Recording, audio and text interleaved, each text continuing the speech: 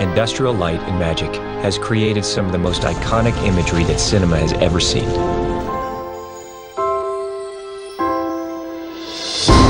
For the past 35 years, they have transported us to worlds beyond the reaches of our imagination. Their pioneering and breathtaking visual effects have transformed the way we see movies. We're all jaded when we go to movies. I mean, we watch all kinds of stuff that we're not supposed to be looking for. We're looking for the seams, we're looking for the cracks. But, you know, when they make you forget all that and pull you into the magic that is the story, then they've succeeded. Through their masterful blend of art and technology, they have revolutionized movie making and helped to define popular culture. From the sublime to the ridiculous, from E.T. to the amazing work they did on Transformers. ILM loves to find different ways of telling stories visually. They've made us wonder, they've made us marvel, they've made us believe. It's wonderful to know that the tools are there to really begin to get what's in here, you know, out there into the world. And ILM has been leading the charge in that quest since it began.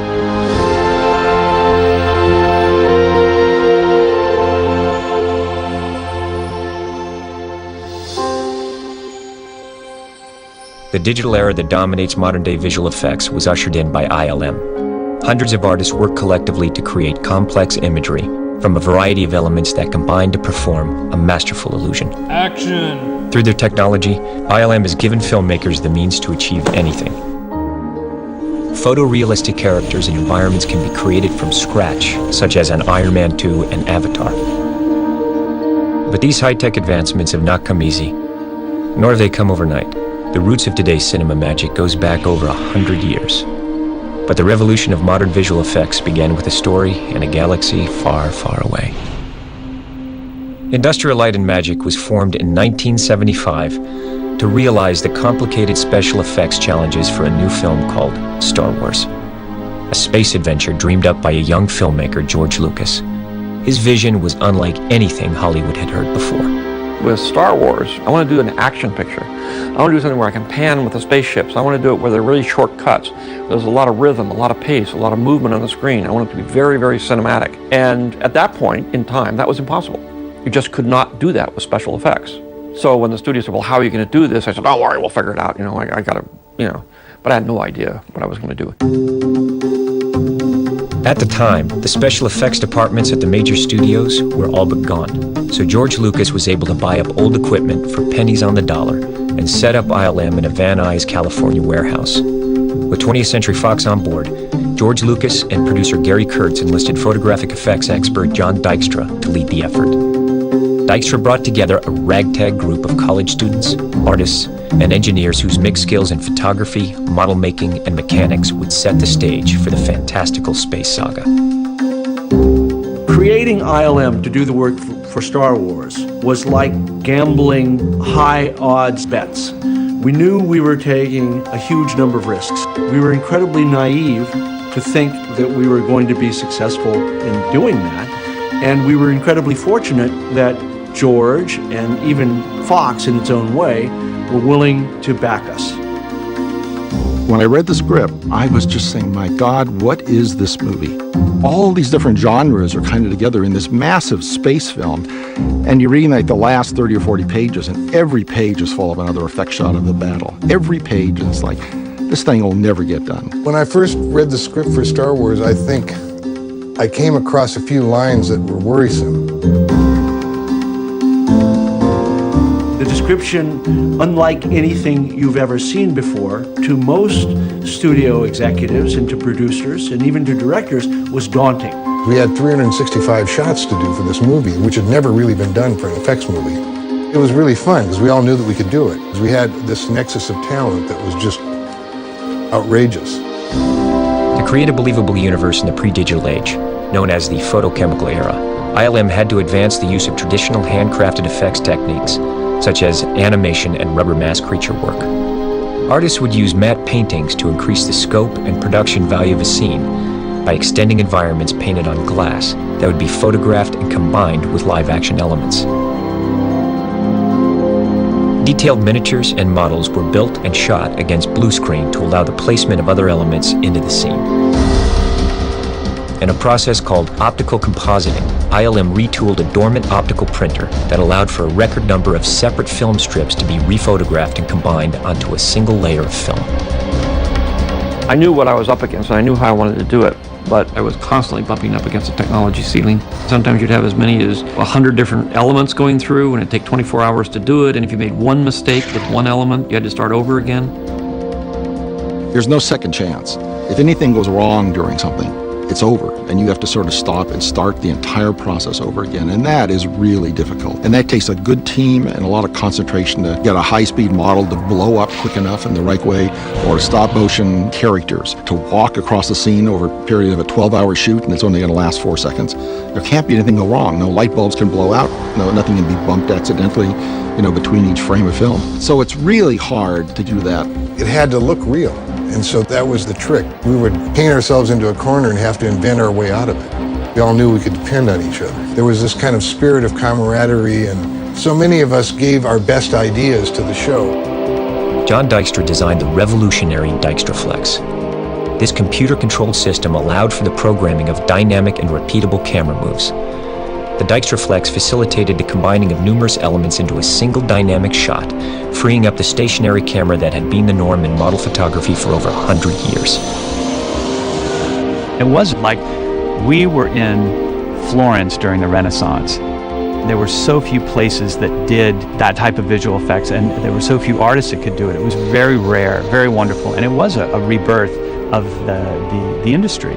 Star Wars was the beginning of the renaissance of visual effects, and Star Wars woke up a sleeping giant. George anthropologically looked out at the world and said, "What's missing here?"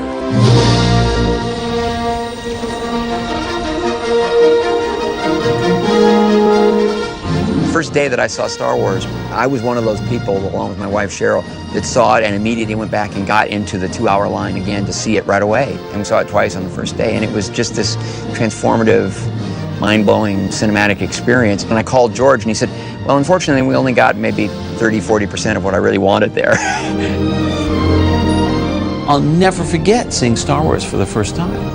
I was in film school, and it was like, I was there on opening weekend at the Chinese theater, standing in line for 6 hours, and the way that film entertained an audience was unlike any film in history. To the world-famous Chinese theater come the stars of the biggest box office success in motion picture history.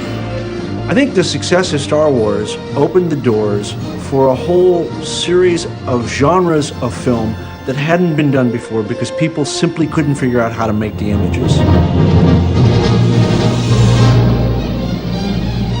ILM was born out of sort of a rebirth of the beginning of cinema, which is to say, it's all a trick. And we're in the business of, we're the tricksters. The historic success of Star Wars allowed George Lucas to establish a filmmaking center outside of Hollywood. He relocated to Marin County, Northern California, and eventually built Skywalker Ranch. ILM would set up shop in the nearby town of San Rafael, inhabiting a nondescript building known as Kerner Optical, their home until 2005. They immediately began work on the next Star Wars film, The Empire Strikes Back. All in all, the real impetus of ILM was to keep a core group of creative people and the highly technological environment they needed functioning. It was really clear that in order for ILM to sustain, we did have to find a model that would work for becoming a viable business and working for multiple filmmakers. ILM opened its doors to the outside film community, becoming the first independent visual effects studio to realize the visions of directors with unique stories to tell. First film I collaborated with ILM on was Raiders of the Lost Ark. Most of the effects of Raiders came at the end when they opened the Ark of the Covenant, and the effects involved creating the power of God, I guess, of what was coming out of the actual ark. The spirits.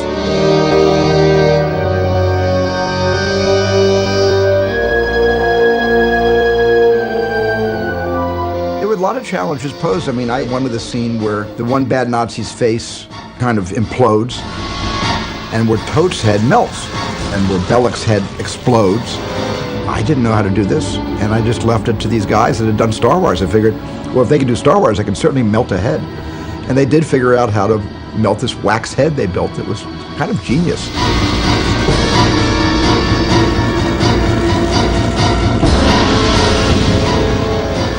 And that was all the beginnings of my relationship with ILM. While ILM continued to push the boundaries of photochemical effects, George Lucas could see the potential for an entirely new way of creating cinema magic. In the same way George had so much vision about marrying computers to cameras and optical printers, he felt that there were probably ways to create all of the kinds of things he did in Star Wars in the computer. He felt there were ways to do editing with computers. He thought there were ways to create and manipulate music with computers. And those three things led him to start the Lucasfilm Computer Graphics Division that he hired Ed Catmull to start. I was asked to bring in technologists and computer scientists and wizards of various sorts to bring this into this industry. Among PhD student Ed Catmull's early advancements in computer technology was the ability to create smooth curved surfaces and wrap textures around them. This was a pioneering leap in the rudimentary world of computer graphics, known as CG. I think their charter was to make a system that might be able to make images, ultimately images onto film that looked photoreal. And in the process of that, the Apple came out, and Dennis Muren had said, gee, could I take 6 months off and just learn how to use this Apple? So he was the one that first put his foot in the water and learned what the Ed and the guys were doing. And then that started the link so that I could transfer the technology that the computer division was developing over into ILM, which is where it was meant to be. It was a very risky thing, certainly, for George to fund this, and also very visionary because it all really did pay off.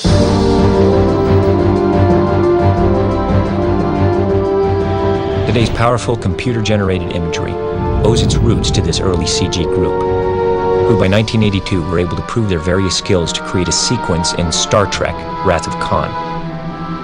While developing hardware and software, they spent 5 months advancing texture mapping, motion blur, digital matte painting, and compositing programs to create the first visual effects shot made in the computer for a motion picture. It was mind-blowing for the time. And now, of course, it looks old-fashioned. But it was part of earning the way in. And the minute Dennis Muren saw the types of things that could be done in computer graphics, it led to Dennis using computer graphics to create the stained glass man in Young Sherlock Holmes. Dennis came over to us and said, why don't we try it in computer animation? And this was very innovative and very forward thinking. It was really exciting. I mean, it was a lot of work because back in the day we didn't have the tools. I literally had to take the footage and project it onto my computer screen, and I animated the camera move by hand. I don't know if I've ever worked harder on 6 shots in my life, but it was worth it because when Young Sherlock Holmes came out, people who worked in the special effects industry had no idea how it was done. The Stained Glass Knight was the first computer-generated character in a motion picture, and the film was nominated for an Academy Award for Best Visual Effects, a testament to the growing impact of computer technology. ILM's work in stop-motion animation and optical effects would advance further into the digital realm with George's next movie, a fantasy epic he asked Ron Howard to direct. Dennis Muren called George and I over to his office there at ILM, and he said, we're beginning to use computers to work with film digitally, the first time I ever, heard that phrase used, to sort of blend film images. So there was this one transformation that we needed to make in the movie. I assumed we'd have to do it the way werewolf transformations had always been done, with dissolves, cuts, and he thought we could do it in one shot, which was a really interesting notion to me. And he said, I can't guarantee it's going to work, but, it just might. And it was the first morphing shot ever done. And it really was more like kind of magic that you see on stage, where there's no camera trickery. It just happened, and of course there was so much technology behind it, and it was all breakthrough stuff. That was amazing for me. By the late 1980s, the computer was threatening the analog ways of old. The Lucasfilm Computer Group had developed an astounding array of tools that remain today's industry standard. The first digital editing system, the first digital audio editing system, a film laser scanner, and a powerful graphics computer for digital compositing and high-resolution imagery. The Pixar Image Computer and its processing software called RenderMan enabled the group to create a breakthrough computer-animated short film, Andre and Wall-E B, which inspired them to pursue their far-off goal of a full-length animated feature film. At the time, as the vagaries for finance come up and down, George realized he couldn't afford all of this because there were so many things going on. And so we had some meetings with George and we said, well, we really want to make an animated film. And he said, well, that's not what I want to do now. He wanted the technology. So we started down the path of selling off the group to be a separate company, which is what became Pixar. So we set up our own CG group within ILM instead of Lucasfilm. That's purpose was to do CG work only for films. And it was great. And it took a couple of years or so to really get it going. We did some wire removal stuff, then eventually we did The Abyss. It was The Abyss that I think in many ways put a larger stake in the ground for the notion of digital characters in live action films created by the computer. It ended up being about 90 seconds of animation. It used a mix of computer graphics and traditional optical compositing techniques, so it was kind of a transitional step. That was something very new for us. There were not a lot of established procedures for doing any of this work at the time, so we just dove into it and we were making it up as we went along. It was just so exciting to be able to see that what had been a promise for so long and so difficult to do because nobody had ever done it before. The tools were now in place, the software was in place, the hardware was sort of in place. It was a matter of applying them. What happened after The Abyss came out was a number of projects that had been sort of circling, needing effects that couldn't have been accomplished before really started to rise up. One of them came out as a direct result of The Abyss, which was Terminator 2. After Jim Cameron felt that we'd successfully created what he wanted for The Abyss with CG animation, he then created a character in Terminator 2 that had to be done in computer graphics. I think that was the real breakthrough film also for CG. We did all our work with digital compositing for the first time. There's no sign of any sort of matte line around anything or any grain mismatching that used to tip people off to an effect shot. It looked like it was right in the scene. So we've got 52 shots in it, and most of the people I don't think had any idea how we did that work. In order to create the shape-shifting T-1000 Terminator, ILM employed a revolutionary laser scanning process to capture Robert Patrick's form and expressions that would enable them to animate and model a realistic computer version of the actor. It was a lot of breakthroughs that we had to do to get that show done, to get the CG to work, all the reflection maps on it, and not have it just rip its geometry apart, and being able to pan the computer camera to match the background live action camera, so we can follow the guy's feet as he's walking across the checkerboard floor, and up from that grows this head. And that was really, really tough stuff to do. You know, it was on the cutting edge. So everybody in this industry is saying, wow, everything's changing now. So then there's this general awareness that the technology is coming into this industry. So with that film, it made the awareness that something big is coming.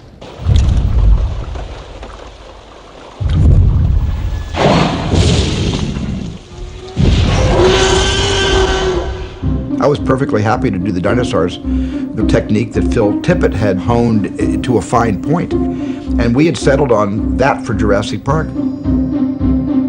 Personally, I didn't think the CG was ready to do Jurassic Park.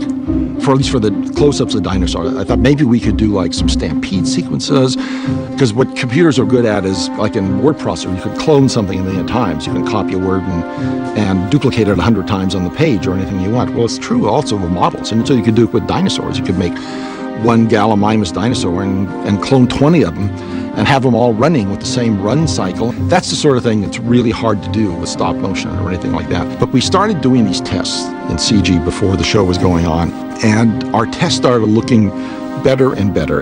Until one day Dennis Murin came over to me and said, you know, I really think we should do this in the computer, and let me shoot a test and show you. Dennis was working off in the corner. We were going along the normal route. Dennis then got the audience with Stephen, and part of it is to convince Stephen, and part of it was me saying, we can do this, I will guarantee it, it'll be fabulous. The test was a herd of running gallimimuses, and he didn't flesh them out, he just basically put the bones in motion. It didn't have that kind of artificial look, it was completely realistic. It looked like skeletons had come to life and were just running throughout Hawaii. And all the onus of stop motion photography was suddenly eradicated. We were both kind of wondrous about what this was promising, this industry. We literally didn't know from one day to another how stuff was going to look. Every day we'd be looking at the dailies and saying, did we do this? Did people make these images? We've never seen anything like this before, you know. Where's the trickery we've been seeing in movies for, 80 years? There's nothing there. It looks real. A visual effects shot starts with a line in the script that describes something. Let's say a dinosaur runs across the field. You start by going on the live action set and shooting what's called a plate.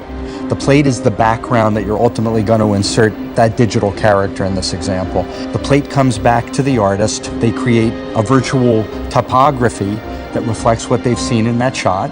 They build a character in the computer. They build its bones, they build its structure, they then come up with surfaces and skins for it. They color it, they give it eyes, they give it motion, they give it fingernails, they rig it so that it can be animated. So they take that photograph background plate, they take that character, and they animate the character in the computer space to fit into that photographic plate.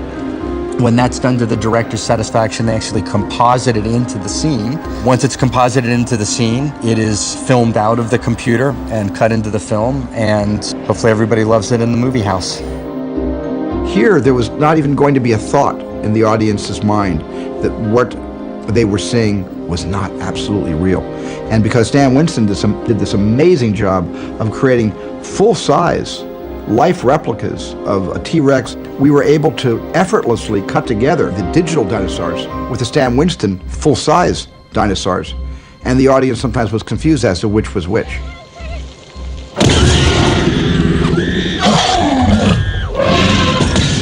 The major breakthrough really was when Steve bought off on the idea of making that leap from analog to digital.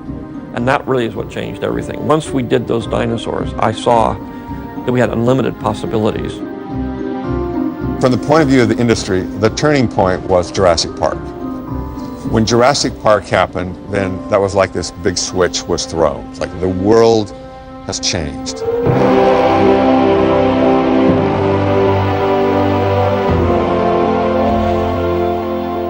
It started a kind of revolution and an evolution that began to move faster than the speed of light.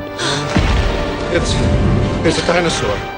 I was amazed at how much ILM was able to accomplish and go beyond the dinosaurs with everything else they did in the next several years.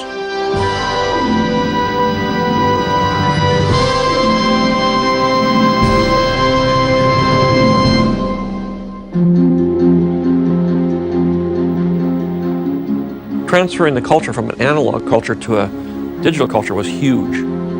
Huge problem. Lots of pain, lots of heartache, lots of emotions for people who were, getting crunched in the shift. It caused concern for the people who were used to doing traditional effects. Would their jobs become obsolete someday? When I started working in computer graphics training, they referred to me as going to work for the dark side.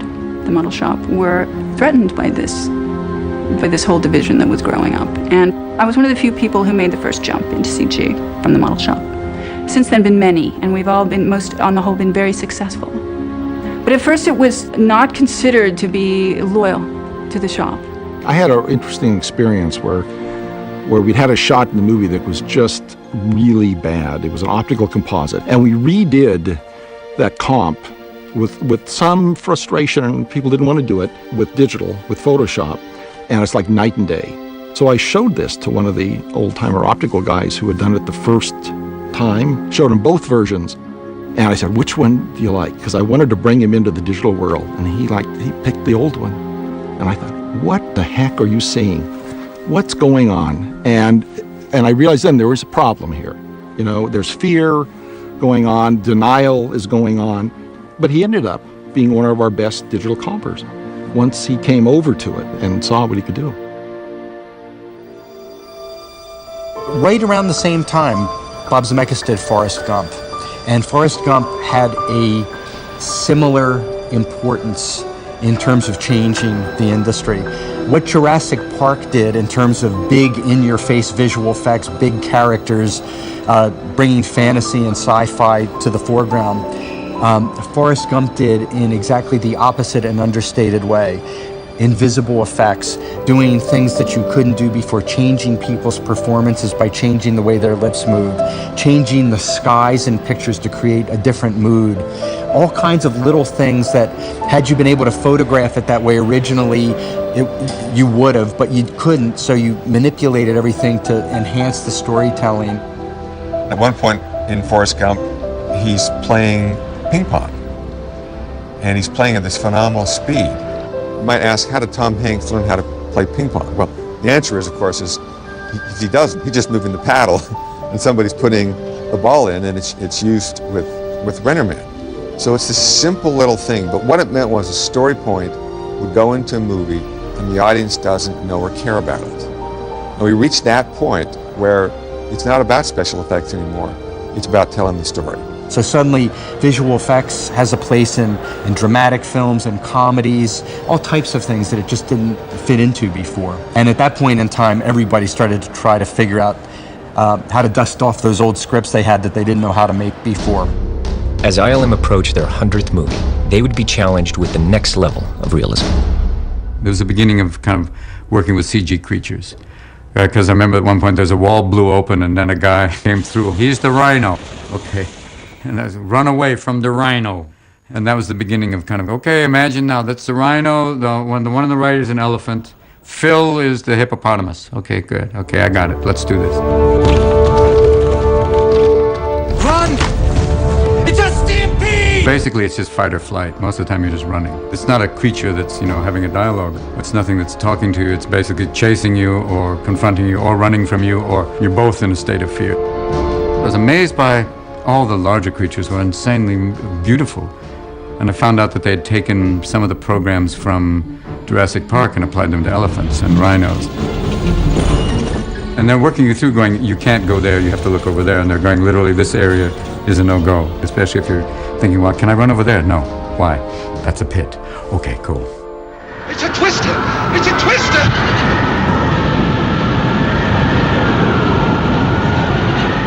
The tornado in Wizard of Oz, to me, just stood out as being strikingly real compared to other stuff I'd seen. It was beautiful also to look at. It had this, I'd never seen that done before, and I don't think it's ever even been done since as well, with that sort of beautiful cylindrical design. ILM is consistently breaking new ground. I think that the visual effects industry requires that. Twister, I remember, got green-lit because of a special effects shot that ILM did, and we did a test, and we sat in the screening room at Emblem. Everybody loved the shot so much that that's when the movie got green-lit at that moment. When we started working on Twister, we were dealing with really organic materials, things like dust and debris and tornadoes and water, and those things hadn't been solved, and creating those elements in the digital world was extremely difficult. We had to develop our own particle system, and a way of rendering the particles was realistic. In doing anything photoreal, you need to look at the real world around you to see how light bounces off of things or illuminates us, or how cloth bends and how people move and animals move. ILM's stock in trade is photorealism, that we make stuff that you can really believe is real. A lot of painters and a lot of the modelers tend to either fall into what we call a hard surface camp, which are things like planes, spaceships, hardware, and then you've got your organic creature type stuff. What helps me is to go back to real things, to study nature, to see how a feather functions, how it's actually constructed so brilliantly. And if I can take some of that enthusiasm and curiosity, I can bring that into my work. To create the reality, the visual effects supervisors lead an army of production managers, artists, and technicians to realize the most complicated imagery, on time and on budget. The starting point begins with the ILM art department. The concept artists and the art department in general are sort of the front end group or the spearhead to get everybody on the same page, a starting point. In a lot of cases at ILM, they'll be designing the effect sequences or the creatures or the environments of the world of our clients, the directors we work with. As often happens, directors ask ILM to create imagery that has never been done. The visual effects supervisor brings these challenges to ILM's research and development department. One of the great things about ILM is that you have an R&D department. I can go to them and say, you know what, I need controllable smoke. It just has to do this. And you've got a brilliant team of smart people that can say, okay, you know what, we're going to make a smoke system, and they come up with the goods. Everything that you see on the screen is meticulously assembled out of hundreds or thousands of different elements. And those are all there because an artist put them there. So much of it is about giving them tools to layer in greater and greater complexity, but always with the control that's necessary to give the director the images that he's after. On set, the visual effects supervisor is responsible for delivering the live-action elements to ILM's artists.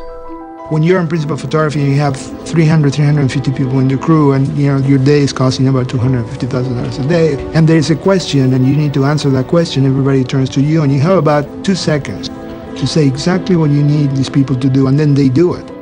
One of the things I love about this place is the ILM methodology.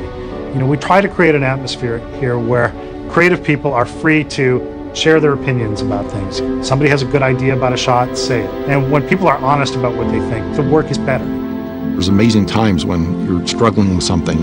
You're maybe working on it for days or even weeks, and everybody's thinking about how to solve a certain problem. And you really get a sense of a community art going on at that time, where it's all been worth it, and they come together and contribute to something that's never been done. Nearing the dawn of the new millennium, George Lucas returned to ILM as a client with the daunting task of making 3 new Star Wars prequels. George had to wait to do the prequels because his vision was so grand and it was so big, and he wanted to do so much that he had to wait for the technology to catch up. And I think what he saw in ILM, in the work that ILM was doing throughout the 1990s, sort of encouraged him to believe that finally the time had come and it was absolutely possible to achieve greatness. I could sort of come in and push things forward as the owner and as the client. We're pushing the envelope in a few places, but the biggest issue is volume. It was just the amount of stuff. We were attempting a scale of visual effects that had never been done before. Over 90% of that movie has some sort of visual effect in it. We over doubled the size of our computer graphics department for that movie, as well as the potential change in culture of the company because we were growing so much. So there was the trepidation of, wow, have we bitten off more than we can chew, and can we do this? It's not just that we have to do it for this picture, we have to do it for 2 more pictures, and also if this picture works, then everybody also wants it done for their picture. And what are we going to do? We had over 2,000 visual effects shots in it. There were so many aspects of what needed to be depicted that couldn't be done with the tools that we had at the time. It's painful, it's scary, and a lot of things, and you need somebody there to hold your hand and say, look, I'll take the blame. If this doesn't work, I take the blame. And that's why I've always done it on my own movies. Okay, so listen, I'm doing my damnedest to figure out, well, how do we even do a shot like this? And okay, well, these are the techniques I think are going to be the most bang for the buck. And geez, well, you just have to be able to animate that in 2 weeks. We had very dense scenes with hundreds or thousands of characters in them. We had to do rigid body dynamics, cloth simulations, synthetic terrains. The list of things that we needed to develop new tools for was quite large and intimidating. The real point is how can we manage to change the operating procedures in a way that we can completely revolutionize the way we make movies so that this is all doable. We'd have discussions back and forth in the beginning, the supervisors and myself, and say, no, I want to do this and I want to do that. And they said, well, yeah. And sometimes I'd say, we're going to do it anyway. And they said, no, we can't. And I said, we're going to do this. I know we can do this. What he brought to us was something that had never been sort of accomplished before, and he really pushed us as a company to grow and learn how to create such a large vision.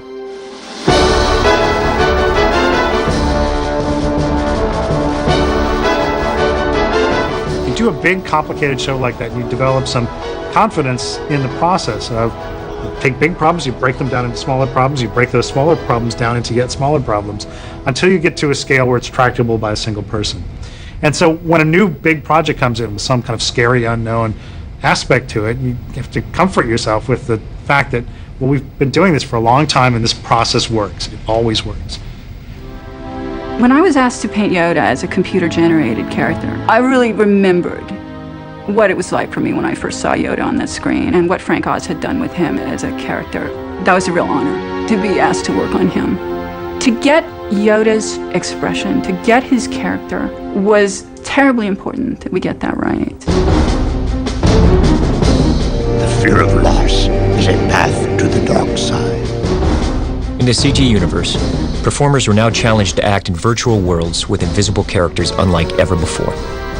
That was the time we created the Jar Jar Binks character. And a lot of people feel different ways about Jar Jar Binks, but the fact of the matter was, you had a living, breathing character who was acting alongside the actors for a large portion of that film. And it really showed that you could have digital characters integrated with live action people and make that work.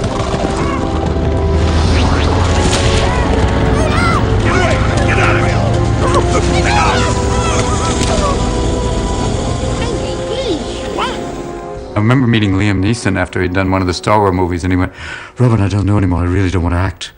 I've given up. I don't really think I can. I think because I've just spent time looking at an X. I don't know what it's about anymore. Really, I've trained to do lots of amazing things, but now I've just been looking at an X for a long time." And if I saw him, I went, "Oh no, they've gotten poor Liam. Dear God, dear God." I would have liked to have worked with a Yoda character. That would have been fun. Because I've worked with the Muppets, and I can deal with the fact there's a guy under there going, I'll work with the puppet, I see you, it's okay. Syntax none have. The dark side clouds everything. Impossible to see. The future is. They would bring the puppet in so you could see it and get a visual of how tall he was or where he was going to be. And sometimes I had to walk with him and talk with him, which was kind of new too, because he usually didn't walk and talk. That was a whole bunch of new stuff that they were able to do with him. So I just had to pick a spot and kind of do it. I kind of like that. I'm an only child, so I played by myself a lot in my room. I made up stuff. And I'm used to fighting things that aren't there, talking to people that aren't there. It's perfect for me. So when actors complain about it, I just kind of look at them and go, raise your imagination. This is the perfect time to do what you want. I was very happy to know that I was part of something that was changing the way people were going to make, watch, and create film for the rest of the time. The Phantom Menace was released on May 19th, 1999, and became the highest-grossing Star Wars film of all. Its success paved the way for the next two films that were shot completely on digital high-definition cameras, showcasing the most extensive use of virtual characters and environments ever. George brought the original Star Wars universe back into popular culture in a whole new way. You're George Lucas! I take it you're here for the Star Wars convention. You're not. Oh my God, George Lucas! All of the films that Lucasfilm has made have become culturally significant in one way or another. And people have a very emotional connection to props and costumes and artwork because it's part of something much larger that really affected them. So when I walk around here, everything that I see fills me with memories of, you know, a movie that I watched, an experience that I had. It's pretty incredible to see all the costumes, and it was like nerd's paradise. All of a sudden I was 12, like, that's so cool.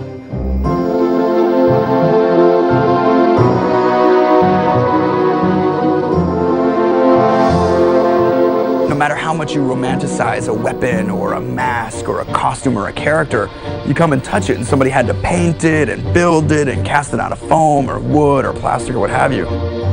It's really wonderful and heartwarming for me to come up here and see these models that I built almost 30 years ago, because it brings back so many memories. You don't think about these things for so long, and then you see them, and it's like, oh gosh, I remember when I built that.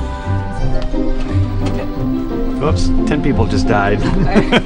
It's odd, though. We didn't build them to last forever, and we certainly didn't build them to go out into traveling shows and be in museums. And so it's kind of odd to see them up here where they won't let us touch them, and if something breaks off, they photograph where it came off and they put it in a little plastic bag and seal it up.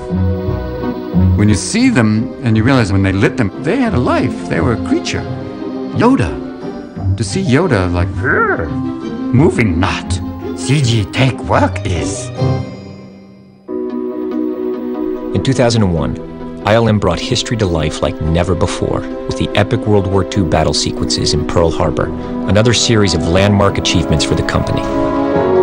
In 2004, they created the first extreme close-up of a realistic digital human for Lemony Snicket's A Series of Unfortunate Events, ushering in a new era for digital actors. The realism paved the way for the highly anticipated Pirates of the Caribbean films. When the script for Pirates came in, the gag was that our crew of pirates were cursed so that when they appeared in moonlight, they were these tattered skeletons, which immediately brought back memories of Jason and the Argonauts. There's a scene of sword-fighting skeletons that's an iconic scene. That image came immediately to my mind when I read that in the script. It's a really fun opportunity to pay homage to Ray's work, but to update it with some of the newer technology. The Pirates of the Caribbean series made extensive use of in-camera motion capture technology, otherwise known as iMocap. This advanced system of sensors records actions of human actors and uses the information to animate digital characters. The characters were all created by the visual effects. It wasn't makeup. They were walking around in gray suits. And, it's very difficult, for actors sometimes to interact with a character that's just wearing a gray suit with a beanie. But since our actors are so well trained and so professional, they did a fantastic job. The most challenging thing on Pirates was Davy Jones. We had motion capture trackers on him. He had all these silly dots on his face, but Bill Nighy was that character. And I think for me, that was the first time I really saw a direct transference of someone's performance onto a CG creature. And it was so complex and so layered. You've got all these tentacles. Trying to get them to operate like they really would is a major challenge, because in the computer, although you've got the shape of the tentacles, if they're going in different directions, they'll just penetrate right through each other. The idea that they would hit and react is just not in the computer. It has to be worked out, and it takes a lot of calculations to make something like that work. It was just so incredibly detailed, and the work that the model builders and the texture painters and all the guys that contributed to that show in all the different ways of just bringing this immensely complicated crew and ship to life. Technology changes very quickly and gets better and better, so it gives the artists at ILM and their supervisors more fun to play with, more things to play with, more toys, and it pushes the limits, which is exactly what we want to do. We thrive on developing new techniques to achieve something that's never been done before. So imagination is unencumbered. Inspired by the original 1953 version of War of the Worlds, Steven Spielberg teamed with ILM once again to push visual storytelling to a whole new level. Well, I had this crazy idea one day when I was doing my storyboards. I had sketched out a 3-minute dialogue scene between the two kids and Tom Cruise in the car after they escaped New Jersey. I began sketching it in cuts, in close-ups and profiles and over-shoulder shots, and then threw all that stuff out because that wasn't exciting enough. And I thought, well, there's got to be a way to do this. Maybe, what if I did this all in one shot? And then I had some of the previs guys come in, and I previs the entire scene with a moving camera. That actually went through the car at one point, went through the back window at another point, went out into the middle of the turnpike to make room for cars that are passing, then went back into the window again. And it was an impossible dream, and I knew it was not achievable because I didn't quite know how to blend it. Where were the blend lines going to be? How do we glue these disparate pieces together to make it seem like it's one shot? So when I showed Dennis Muren the previs, Dennis said, right away, and this time he didn't even have to think about it, he said, you can do it in 2 shots. I said, where's the break? He said, when you come back in through the car, through the back of the car. And then when you're pulling back out to the high crane shot at the end, the car moves off into the vanishing point. So Dennis thought that was going to be no problem.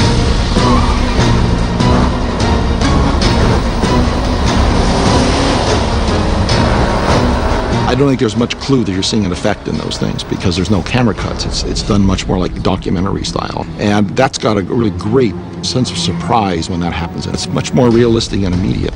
And that's hard to do with any kind of effect.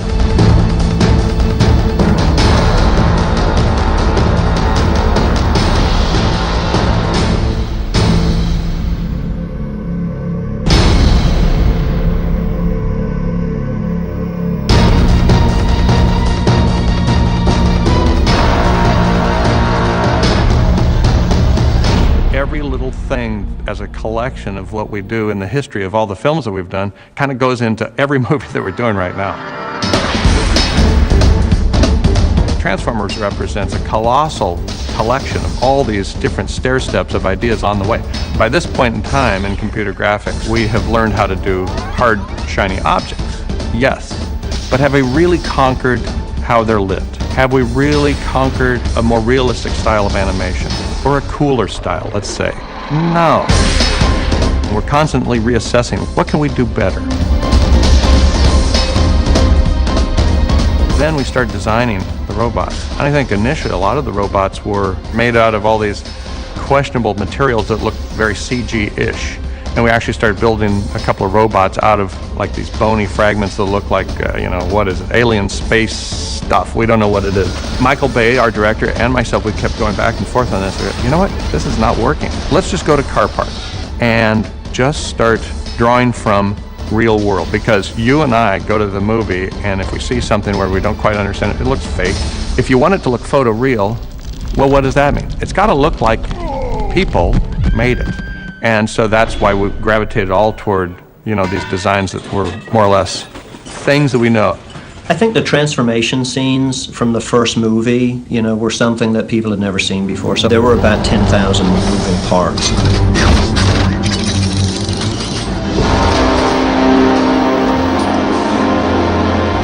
All those pieces have to move and articulate with one another. Technology-wise, that stuff didn't exist before. So again, it puts ILM on the leading edge of technology breakthrough.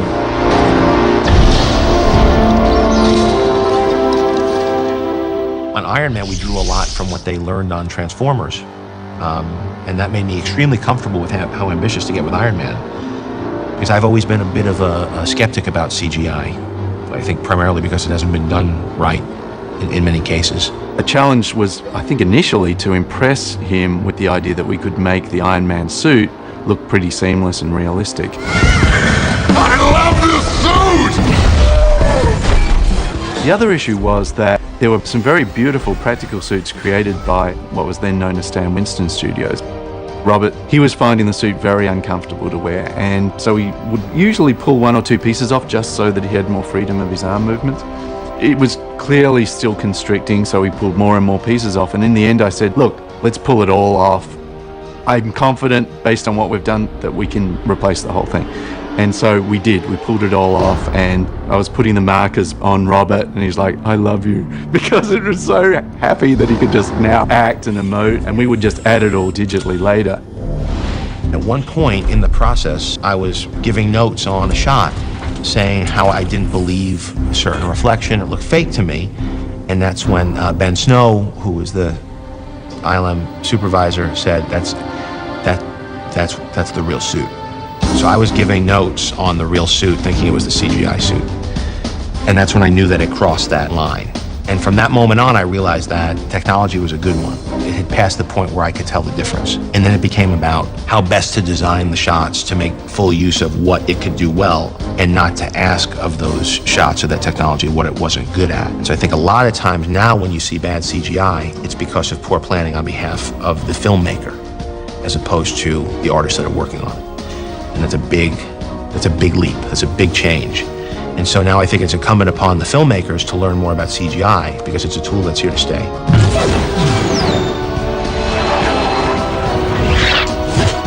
The suit is the star you know, of the Iron Man movies. You know, when you watch that suit do stuff, that's what we go there for. When the screws come out and the boots come on and things come on his arm, you really wish you had one of those things. And the ability to make you want to be that particular character is the dream of, I'm sure, all the guys that are working in those particular places that sit there and go, oh, that would be so cool. What if his suit did this? And they make us want to be those characters. They make us want to see that stuff happen. In 2009, director J.J. Abrams reinvigorated the original Star Trek universe through the help of ILM's illusionists, the first challenge being a new design for the Starship Enterprise. The thing about the Enterprise was you can't really play with it too much because it's so iconic. And I just knew that we were dealing with those very vocal fans who were going to be pissed off no matter what we did. So I thought, well, let's just update it a little bit, but let's maintain its essential silhouette. There's a certain level of pressure involved in that too, because I remember when we did the new Enterprise for the J.J. Abrams Star Trek, and the first image that was revealed to the public, it sounded like they were going to kill us if they could find us. And we were talking about an artist relocation program because we're like, oh my God, you know. They got so upset. And then it came out and they loved it.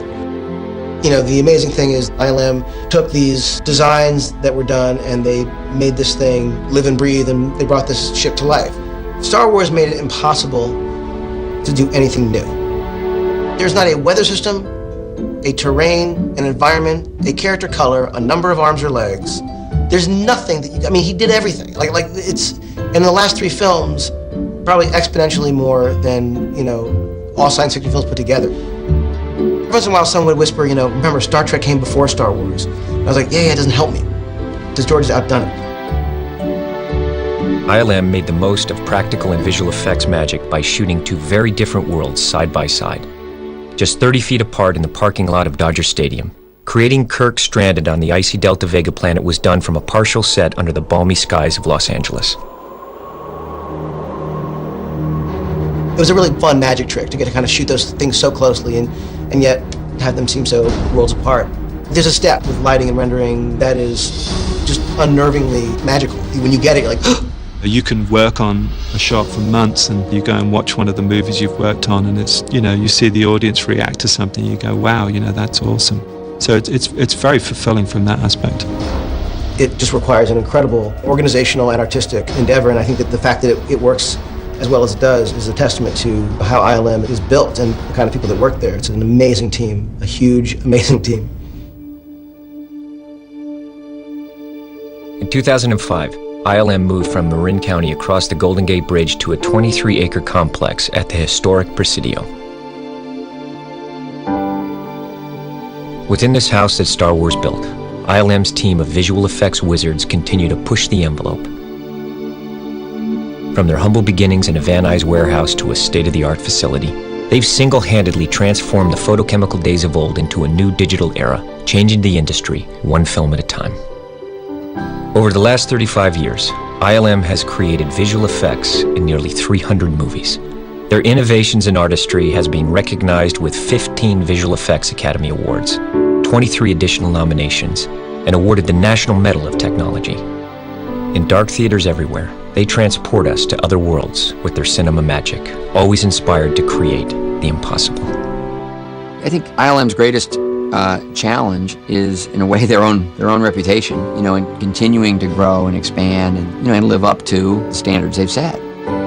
This work is very complicated, it's very labor intensive, but it's to some extent become commoditized, and the expectation is that, you know, the more of this we're doing, we should be getting cheaper. The competition from overseas especially has been really hard when the salaries are so much less than here. So how do we work faster and better and still keep the quality up? And we've had a lot of people who've gone through ILM, set up other companies around that are doing great work also, and to try to keep on top of it and come up with the next thing that's better than what someone else is doing. ILM's body of work is something to be extremely proud of. I mean, you go back and look at all the things that ILM has done. It's the history of movies at the last part of the 20th century and into the 21st century. Lightning just keeps striking at ILM. That's the remarkable thing about ILM. It's not like they had their moment and it's moved on. They find ways to reinvigorate that facility by breaking new ground. I think ILM's biggest accomplishment isn't any one show. It's that they've managed to realize the dream that any filmmaker would have, which is the ability to do anything. The ability to continue to make us believe what we see is the true genius of what these guys do. George made his company available to every studio and to every filmmaker. And in a sense, it was the first time that had ever happened before, where a company was formed for all of us to be able to achieve our impossible dreams. And George made that possible for all of us.